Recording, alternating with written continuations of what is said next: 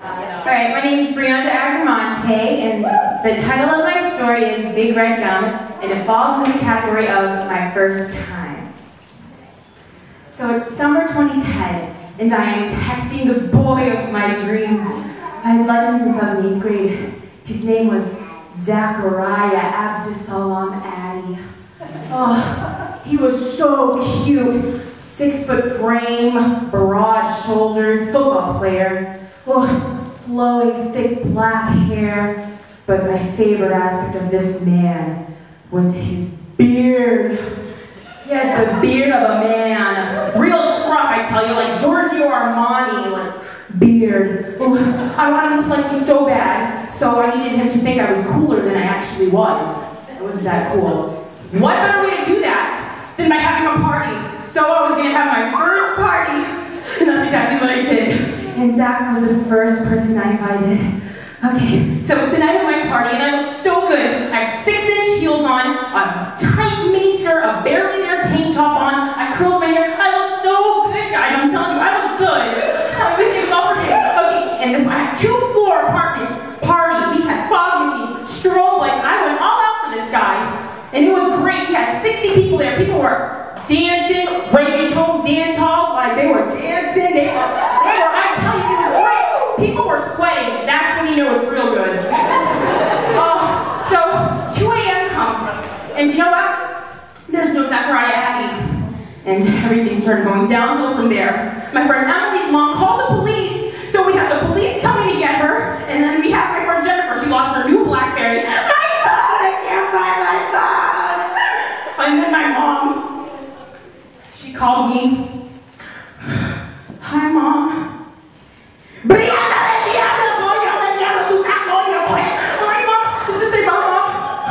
I close my eyes and I try to escape. I try to breathe. It's my party. I just breathe. And then, out of nowhere, I hear my friend Emily shriek, "Beard!" I open my eyes, and it was Zachariah Abdusalam Addy. I can still hear my mom scream Spanish profanity in the phone. But he walked in slow motion, his black hair flowing like Flavia.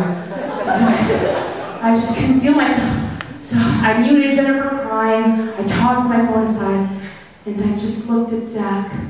His breath smelled like big red gum. And I held him, and I looked up, and we kissed. Big red gum never tasted so good.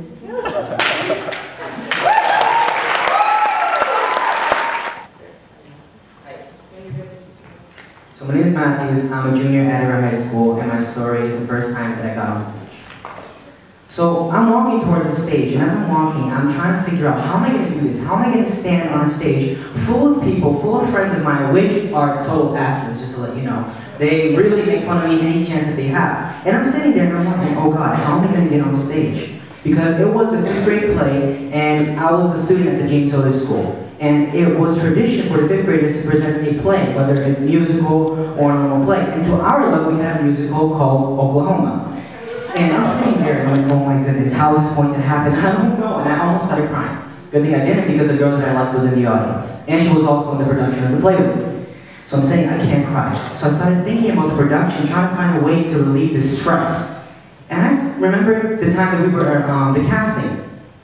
And you see a full room of about 100 5th graders. There's a lot of 5th graders, a full room of 5th graders. And each one of them looking at each other and like, when is he going to get here? When is he going to get here? Because they were talking about my drama instructor called Mr. Masero Totoro. We called him Mr. M. And this man was very intimidating. He had no physical reason to be intimidating because he was skinny, bald, and he was shorter than I am. But yet he was still intimidating. But it was probably because he had so much experience in theater that when he walked in, we felt so minuscule around the atmosphere that he presented. And he walks in and he looks at everybody, almost like a bird of prey, because it was too skinny to be a bird of prey. He looks at you. Today is going to be the day that you start the production of the play. But I want you to understand something. If you do not do it, you fail.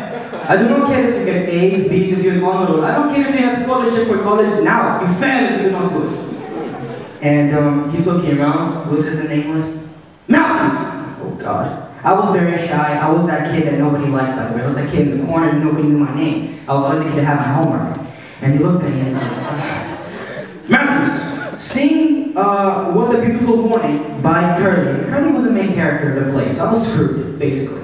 Because either I did it or I didn't. Because if I didn't do it, I failed, and I was one of the honor roll students. Not the case today, but that's another story. So I started singing, and I saw this very stern, serious man look at me, and his eyes brighten. And he looks at me, and then he starts clapping. Oh my God, that was so beautiful, you get the part. And I'm like, I don't want the part. Too bad you get it.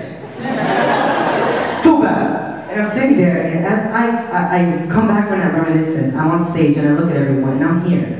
And I realize that I don't feel so pressured anymore, because I realize that being on stage made me the person I am today. And being the first time on stage made me the charismatic, maybe not so shy, but the person that loves talking to people. And that first day in theater made me who I am today. Thank you. Hello everyone, my name is Connor Miller, and the name of my story is Monty's Haunted, and the theme is first time. For those of you in the audience who are not quite familiar with Monty's Haunted, basically it's this walk through the woods where audience come in groups and they walk through this little path. About every 15, maybe 20 yards or so, they run into a group of actors all dressed in colorful costumes in the spirit of Halloween, and they're all prepared to do a skit for you. My skit was based on The Wizard of Oz, and I chose this specifically because I wanted to be the Wicked Witch of the West. More importantly, I wanted to wear the face makeup she got to wear in the movie. So I got to wear the green face makeup, but I didn't think about all the other stuff I would have to wear. So I had to wear a black witch's hat, I had to wear a black wig, and best of all, I had to wear a long, black dress. That's right, dress.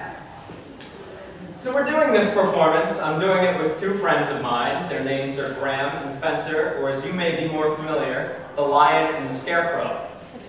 So we're doing this performance, and my friend the Scarecrow goes up to me, and he says, I don't want to do a dance number, like they did in the movie. I want to do a rap. I said, okay.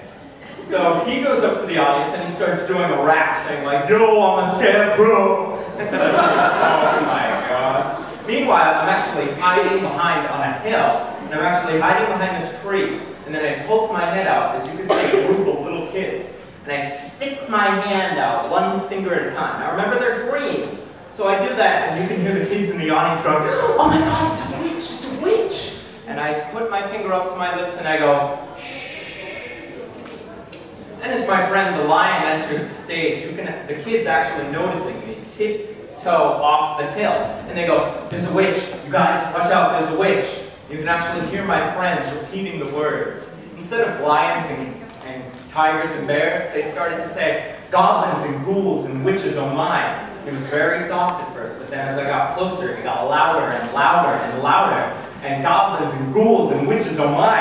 And the crowd was getting frantic, and as I came up, I laid a hand on each one of my friend's shoulders, and suddenly, it went dead silent. Like a December night at the beach silent. This was my time. This was the time I knew I could show the world how scary a witch could truly be. And I thought, what better way than when an evil witch laughed? That sounded a little something like this.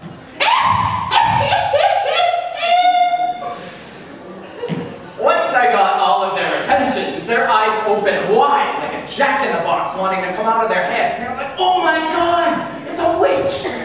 And that's when I came up to them, and as I started to approach them, like I was going to grab them, they all started to yell, go away, witch! I started to cower back in fear of saying, no, no! You could actually see me shriveling up on the ground as I said, no, I'm melting! As I lay back on the leaf-covered dirt floor, not only did I stain my dress, you could hear the kids in the group cheering, saying, yay, the witch is dead! That actually put a big smile on my face, because it helped me know that I got to make little kids love something that I love to do too. Thank you for listening. I'm from Classical High School, and my story falls under the theme Lost and Found. It's 2008, and I'm 14 years old. It's late at night, and I'm thinking a lot. A lot happened that day today. wrapped around in my blankets. I'm staring into the darkness of my ceiling. I can hear the annoyance of everybody snoring, and I can hear the sound of my TV. I was really sad that day. Something bad really happened to me. But you know, in my past, it seemed like a lot of bad things always happened to me. So as I was staring into the darkness of my ceiling, I watched just everything from my past that ever bad happened to me just was playing like a movie on the ceiling. Boom, I'm 2 years old. It's the first time I see my father. He's cracked out of his mind. I can see his piercing eyes. I started to cry. Boom, I'm 5 years old. I'm standing and watching my mother as she's barely alive in the hospital. And boom, I'm 12 years old, and I'm watching myself get molested. I couldn't take it no more. I couldn't even, I just couldn't see it anymore. I was going crazy. I didn't know what to do. Then I stood up, and I gulped, and I walked. I walked out of my room. And I was walking through my house. And I was walking upstairs. I didn't know what to do. I was just in this state of mind where I was lost. I hated myself. I didn't want to be me. I hated my past. I was alone in my own little world.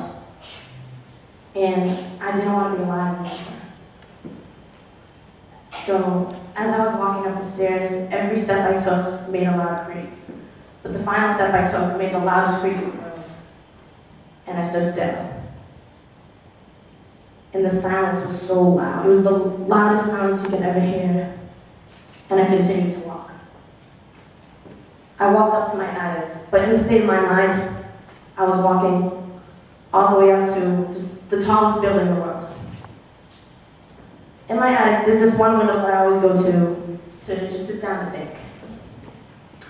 But this time I wasn't going to think anymore. This time I was going to jump off that building. I lifted up my left leg and I lifted up my right leg. And I stared out and seen wind. And I closed my eyes. But then the randomest thought came to my mind. My little brother, Malachi. He came into my room and he said, "Lexi, will you play with me?" But I told him no. So then I thought, what if my little brother can't say that to me anymore? What if I can't bring my little brother anymore? I was lost for a while in my own little world, but that day I found myself and I realized that I have a purpose in life, and that's to be here for the people that love me, for my little brother. So I stand here before you today as Lexi Jean Hernando, more alive than ever, and thankful to be here. I'm a senior at Boston Latin Academy, and my theme is Blossom Family. January 24, 2001 was the day that my life completely changed. You see, I was at my aunt's house having a family night, and we were in the living room enjoying ourselves, laughing, talking, reminiscing about the good old times. My little cousin was sitting on my lap, and I was gently braiding his hair, and then all of a sudden we hear a knock, knock on the door. We look at the time and it says 10:30 at night, and my aunt really wasn't expecting me one. So she said, "Don't open the door." So she did what most people would do, and she peered through the window, and she seen the silhouette of a guy that seemed to be a police officer. And you know, the music was kind of loud, so we thought, hey, maybe it's a disturbance call. So my uncle gets up and walks to the door, and that's when our whole life changed. You see, my uncle was a drug dealer back in the day, and I guess he had owed this guy money, and the guy had came back for revenge. And so they went back and forth for about 5 minutes, and then my aunt said, "Just close the door, John, no more." And just as my uncle was about to close the door, the guy pulled out his hand, and pop, pop, and we heard a drop on the floor. We were terrified of what we were going to see in the hallway. We were shaking, and as we ran to the door, we couldn't believe our eyes. In the hallway lay my 3-year-old cousin. 3 years old, laying lifelessly on the floor as blood pours from his head. My aunt starts screaming, my baby, no, God, not him, not my 3-year-old son. Someone call 911. And then all the lights in the neighborhood came up up at once, and people are running around the streets screaming, and she's laying on his stomach, saying, "God, not my baby." We hear the sirens in the distance, and it takes so long for the ambulance to get to my aunt's house. And everyone's going crazy, fainting, and I'm just sitting there, looking at this lifeless body who was once very vibrant. And I couldn't believe my eyes. And as the paramedics come up, running up the stairs, I felt something rip away from my heart and slowly but painfully just fade away into the darkness. I didn't know what to do. And as the paramedics looked up to me, I seen a tear in his eye, and I knew at that moment that my 3-year-old cousin was not about to make it. And well, the rest is history because I fainted. But I guess the moral of the story is, even though I lost a precious jewel that day, who was now in heaven looking down, becoming my guiding angel, I found myself. Because I learned that I have to live my life every single day, not regretting any minute, because I never know which day would be my last. Rest in peace, Malik. Love you.